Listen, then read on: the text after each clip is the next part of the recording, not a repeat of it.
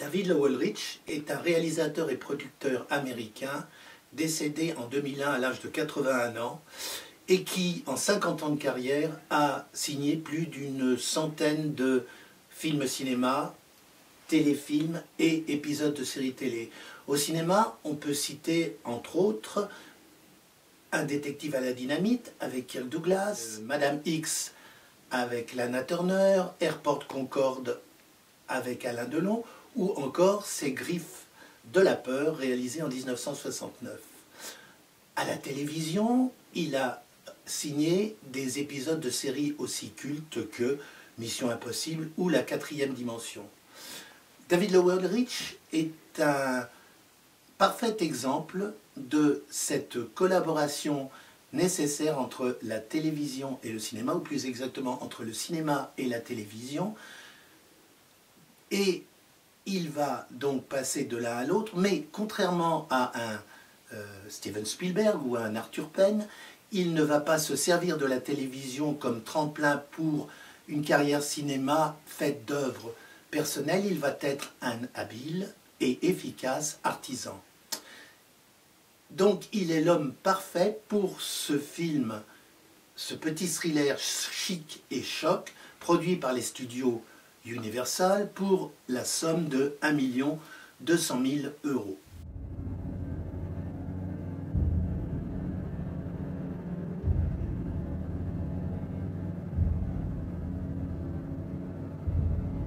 Au début des années 60, le thriller horrifique est à la mode. C'est un genre populaire auprès d'un public avide de frissons. Tout part d'Angleterre grâce à la firme Hammer qui, outre ses Dracula, Frankenstein et autres momies, découvre les mérites de ce thriller horrifique avec des titres aussi forts que Paranoïaque, Maniaque ou Hurler de peur. La recette est simple. Vous prenez un décor unique, un huis clos. Dans ce huis clos, vous mettez un tueur fou et sa victime. Sa victime étant de préférence une star vieillissante dont le nom va faire merveille en haut de l'affiche. Ainsi, Bette Davis, Joan Crawford, Lana Turner vont s'y coller. Hollywood, fort malin quand il s'agit de rentabilité, voit dans le thriller horrifique un genre intéressant. Et le premier à s'y coller va être Robert Aldrich avec Qu'est-il arrivé à Baby Jane, dont les deux vedettes sont Joan Crawford et surtout Bette Davis. Le genre est lancé, les grandes stars vont y passer, de la française Simone Signoret dans Le Diable à Troyes, à Audrey Hepburn dans Seul dans la nuit, ou encore à Elizabeth Taylor dans Terreur dans la nuit.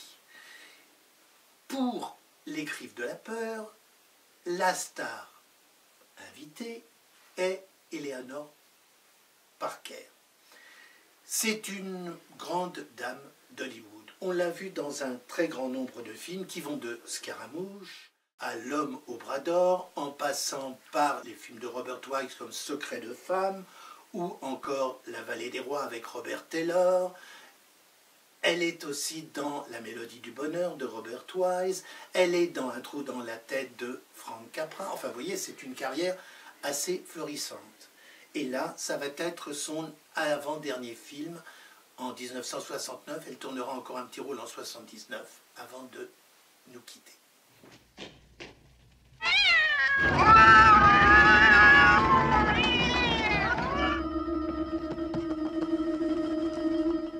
L'idée de faire d'une meute de chats les vraies vedettes d'un thriller horrifique vient du succès juste avant des Oiseaux d'Hitchcock. Le film d'Hitchcock a lancé une véritable vogue de films d'animaux agressifs. Alors nous avons les piranhas, les grizzlies, les serpents, les abeilles tueuses et cette fois-ci nous avons les chats. Une bonne cinquantaine de chats. Universal Pictures a donc demandé un scénariste bien spécialisé dans le genre, Joseph Stefano, qui avait écrit le scénario de Psychose et de Pas de printemps pour Marnie pour Hitchcock. D'accord, il n'y a pas d'animaux là-dedans, mais ce sont bien des thrillers horrifiques. Stefano travaillait aussi pour une série télé qui était Outer Limits, au-delà du réel. Il avait un scénario avec un chat qui avait été refusé par la production et qu'il a agrémenté de griffes, de meurtres, de suspense et qu'il a proposé au studio Universal. C'est devenu Les Griffes de la peur.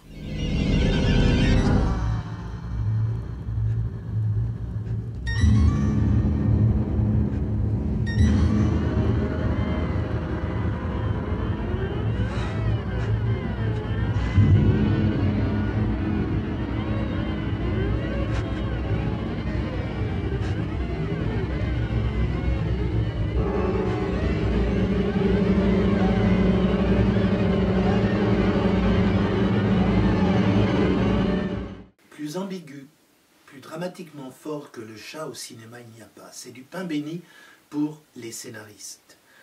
Le chat est partout dans le cinéma. Il peut être dans les films fantastiques comme dans les comédies. Il est, lorsqu'il est noir de préférence, le compagnon de la sorcière dans L'adorable voisine aux côtés de Kim Novak. Il est l'instrument de la vengeance et la réincarnation, par exemple dans La tombe de Ligeia de Roger Corman. Il est aussi une créature extraterrestre dans Le chat qui vient de l'espace, une production Disney, mais il peut être aussi un protecteur, par exemple celui de la vieille dame dans L'espion aux pattes de velours. Le chat est à la fois menaçant et protecteur. Cette ambiguïté, on va la retrouver dans Les Griffes de la peur, où les chats vont à la fois être menaçants vis-à-vis de ceux qui mettent en danger et leur vie et leur repère, mais ils vont être aussi protecteurs vis-à-vis de cette dame qui les héberge et qui est malgré tout un peu leur prisonnière.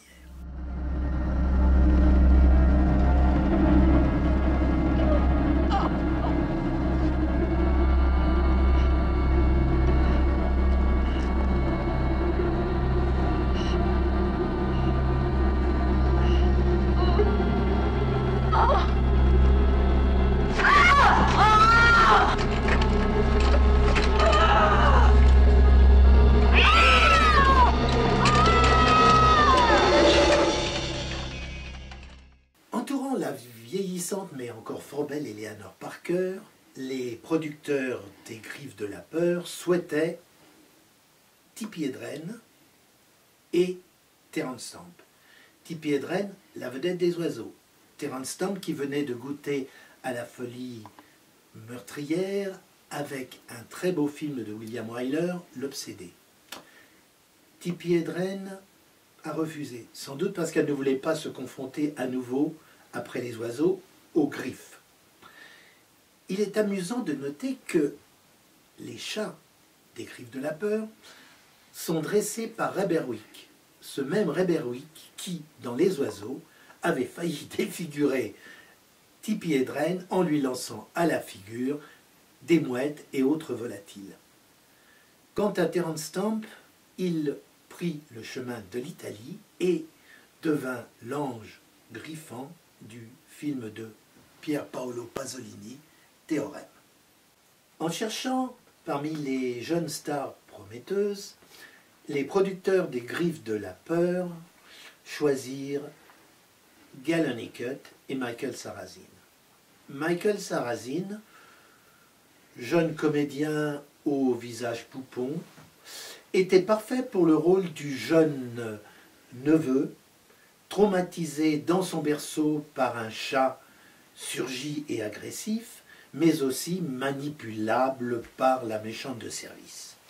Michael Sarrazin sera à la fois traumatisé et manipulé par une autre star, en l'occurrence Jane Fonda, dès l'année suivante dans ce chef-d'œuvre qu'est On achève bien les chevaux de Sidney Pollack.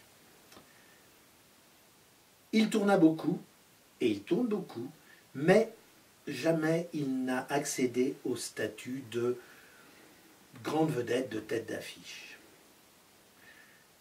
Gale Hunnicutt que l'on avait remarqué dans un film de Roger Corman, Les Anges Sauvages, est une beauté froide et inquiétante, un peu comme Tippi Hedren, donc un substitut totalement valable. Gail Honeycutt va tourner quelques films fantastiques, La Maison des damnés de John Wood ou en France Nuit rouge de Georges Franju. Elle ne fera jamais grande carrière aux États-Unis, ni même à l'étranger, et la raison en est simple, elle a préféré épouser le comédien anglais David Hemming et s'installer loin d'Hollywood. Hey, you're smiling on the gut level. I decided to relax and let it happen, if it wants to. And it will. Let what happen? I seem to be falling in love with you. Split divisé, screen écran. Ce procédé, même s'il fait florès dans le cinéma anglo-saxon des années 60, n'est pas nouveau. Par exemple, le français Ferdinand Zecca l'avait utilisé dans un film intitulé Histoire du crime en 1900. Tout au long de l'histoire du cinéma, on va voir certains films avec le split screen, l'écran divisé. Mais c'est dans les années 60 qu'il connaîtra son heure de gloire. Le premier exemple est un des films du duo Rock Hudson-Doris Day, Confidence sur l'oreiller, où le couple s'engueule joyeusement au téléphone, d'un côté et de l'autre de l'écran cinémascope, dans deux appartements séparés, mais avec deux images séparées collées. Le premier split screen intelligent, c'est Norman Jewison qui va le réaliser avec l'affaire Thomas Crown. Cet écran divisé en 2, 3 et même plus va permettre de bien saisir toutes les subtilités du hold-up et aussi, bien évidemment, mettre en valeur le glamour du couple Steve McQueen-Faye Dunaway. Le split screen est à la mode. Des cinéastes comme Brian De Palma vont l'utiliser à foison dans des films comme Phantom of the Paradise ou Carrie au bal du diable. David Lowery, dans Les Griffes de la peur, l'utilise lui aussi assez intelligemment, car il divise son écran en 1, 2 ou 3 pour bien restituer cette omniprésence du chat. Ces chats qui sont une véritable malédiction, un véritable complot, et ces chats qui sont partout et nulle part à la fois, ces chats qui sont cachés, qui guettent, qui surgissent brusquement et qui disparaissent tout aussi vite. Cette menace sourde, le split screen la rend parfaitement.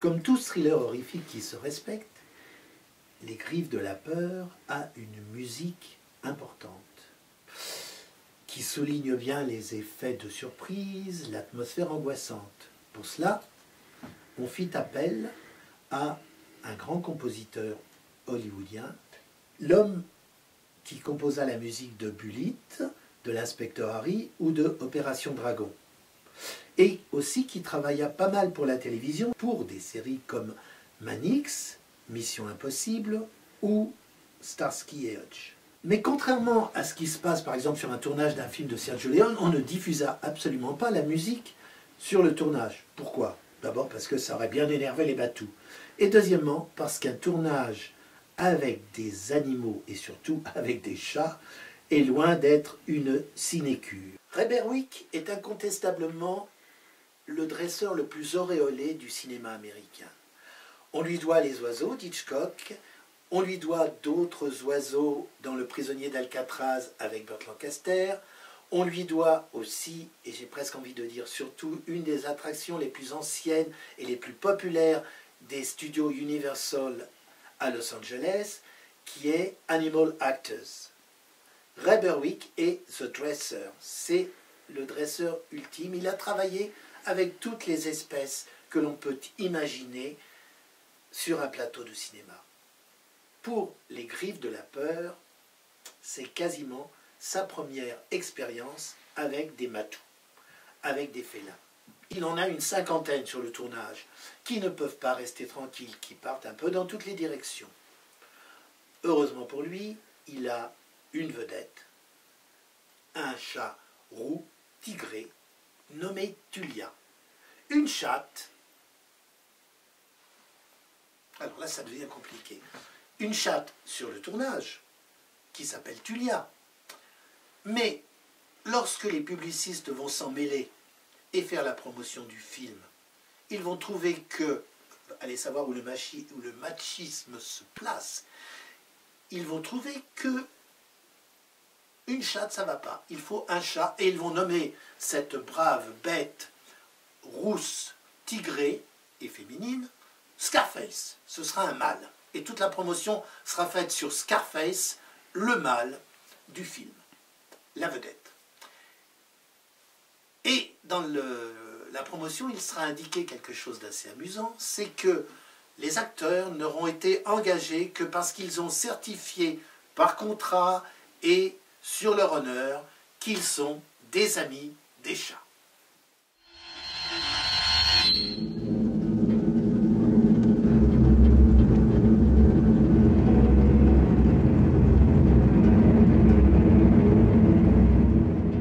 Les comédiens ont-ils vraiment aimé les chats des Griffes de la Peur? Des chats qui leur courent après, qui leur sautent dessus? Pas sûr. Joker. Par contre, ils ont sans doute apprécié Tulia, la vedette. Parce que, au dire de son dresseur, Ray Berwick, c'était une créature douce qui avait beaucoup d'émotion et de sensibilité. Mais Tulia, en fait, n'était pas seule. Elle avait 6 doublures. Alors il y avait le chat qui grondait, je ne vous l'imiterai pas, le chat qui crachait, là non plus, je ne vous l'imiterai pas, le spécialiste du miaulement répété, tout un art, miauler à foison, celui de la course-poursuite, le chat rapide, celui qui saute, et le spécialiste du coup de patte répété. Là, il y a eu tout un travail de dressage, ou disons de conditionnement. On se souvient de cette scène des Griffes de la Peur, où Galen Hackett, pleine de mauvaises intentions, s'approche des bouteilles d'oxygène qui alimentent la mourante Eleona Parker pour les fermer. Tulia, plus ou moins le chat rayé roux-gris, s'approche d'elle et d'un geste de la patte l'empêche de faire son geste fatidique. On appelle ça, en dressage, enfin moi j'appelle ça, la méthode ronron. C'est-à-dire que chaque fois que Galen Hackett approche sa main du bouchon de la bouteille d'oxygène, le chat réagit et veut la saisir. Pourquoi? Parce que cette main sent fortement le produit de nourriture pour chat. Cette même nourriture, souvent employée et pour conditionner et faire à un chat exactement ce que l'on veut. Nombreux sont les dresseurs qui vous expliqueront que le chat est l'un des animaux domestiques les plus difficiles à diriger. Un chien veut toujours faire plaisir à son maître, il est même un peu cabot. Un chat, c'est l'indépendance même. Ray Berwick, comme les autres dresseurs, ont dû trouver des subterfuges pour faire à l'animal exactement ce que le metteur en scène voulait. Il a d'abord fait un casting comportemental, comme je vous l'ai expliqué, et puis il a eu aussi recours à des méthodes beaucoup moins psychologiques, dirons-nous, comme le lancer de chat sur acteur ou le bruit terrible qui fait descendre une meute de chats dite en fureur le long d'un escalier. Mais la méthode la plus intéressante est la méthode que j'appellerais, moi, la méthode ronron miam miam ou miam miam ronron. Vous affamez un chat juste ce qu'il faut. Ensuite, vous placez sur l'itinéraire à parcourir par l'animal une, voire plusieurs petites boulettes de pâté. Vous lâchez le chat, vous lui montrez l'itinéraire, il va vous déguster la boulette de pâté, l'une ou l'autre, et puis après, on peut tourner. Car le chat a bien saisi l'itinéraire à parcourir. Action, on tourne, on libère le chat suit l'itinéraire, arrive au point exact où il fallait qu'il aille, il mange la boulette de pâté, le réalisateur est absolument ravi, il crie « Cut, bravo, c'est dans la boîte !»